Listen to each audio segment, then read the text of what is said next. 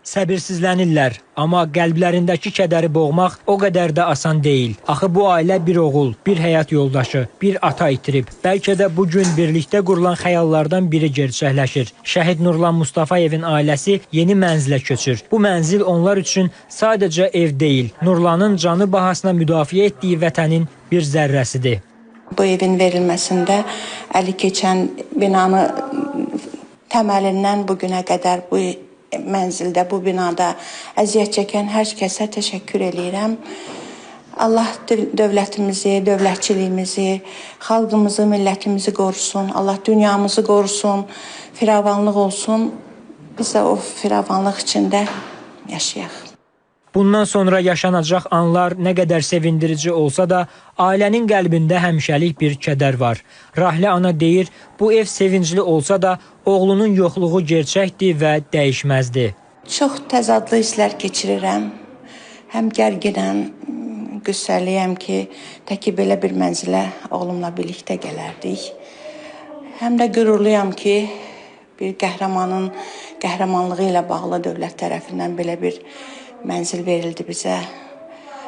Arzu eləyirəm ki, bu evdə huzur tapaq, firavan yaşayaq.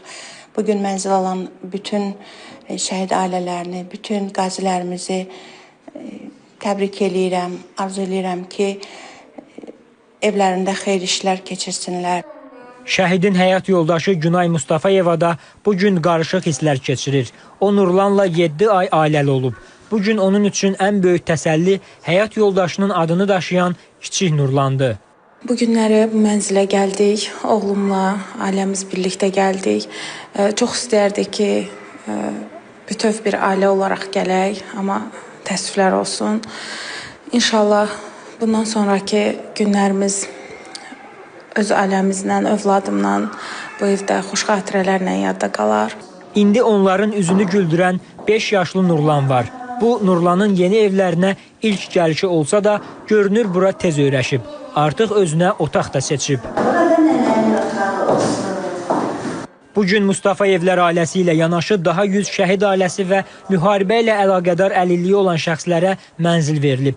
Mənzillər Bakının Hövsan qəsəbəsindəki yeni yaşayış kompleksində yerləşir. Qeyd edək ki, postmüharibə dövründə həmin kateqoriyadan olan vətəndaşlara 6900, ümumilikdə ötən dövrdə 16000-ədək mənzil və fərdi ev təqdim olunub. Qasım Xuluflu, Qadir Əliyev, İTV Xəbər.